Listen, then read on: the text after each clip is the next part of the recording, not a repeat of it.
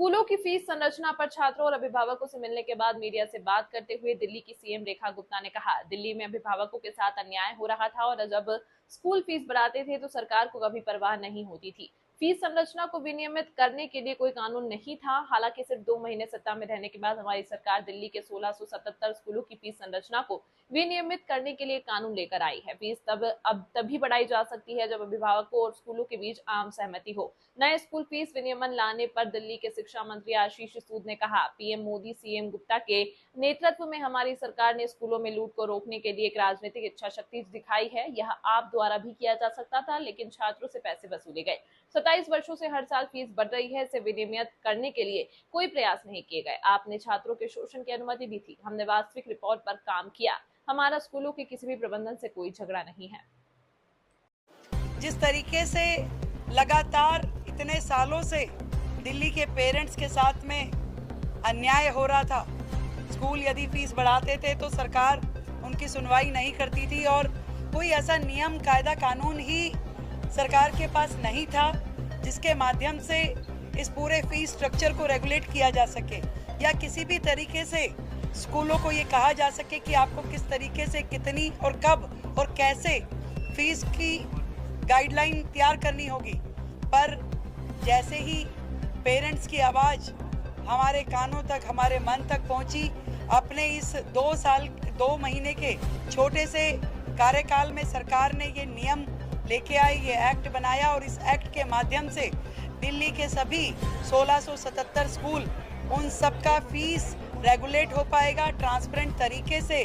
Parents का involvement, school management का involvement, हर एक की सहमति से ही आगे फीस बन पाएगी, बढ़ पाएगी। हमारी सरकार ने 2 महीने के छोटे से कार्यकाल में नरेंद्र मोदी जी के मार्गदर्शन में, मुख्यमंत्री रेखा गुप्ता जी के नेतृत्व में राजनीतिक इच्छा शक्ति दिखाई है और पिछली सरकारों की तरह विशेष तौर पे आम आदमी पार्टी की सरकार की तरह इन बच्चों को लूट का साधन बनाने के रास्तों को बंद करने का काम किया है।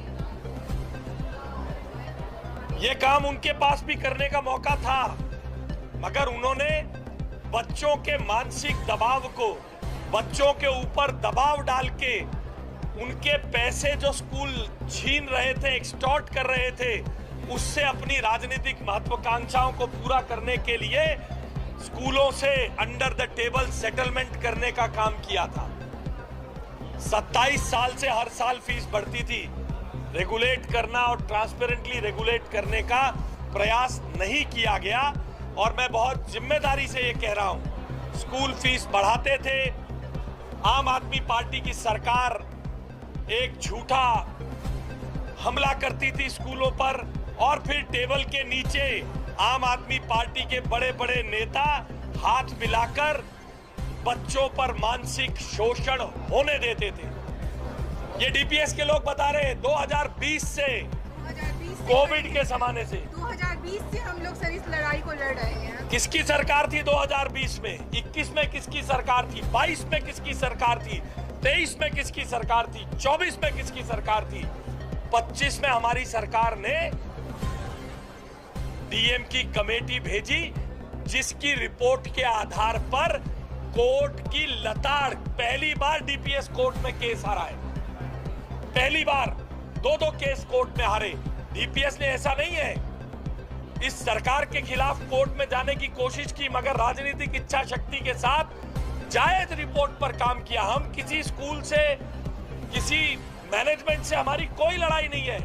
हमारा केवल एक पर्पस है, हमारे स्कूल दिल्ली के बच्चों का मानसिक शोषण, उनका इमोशनल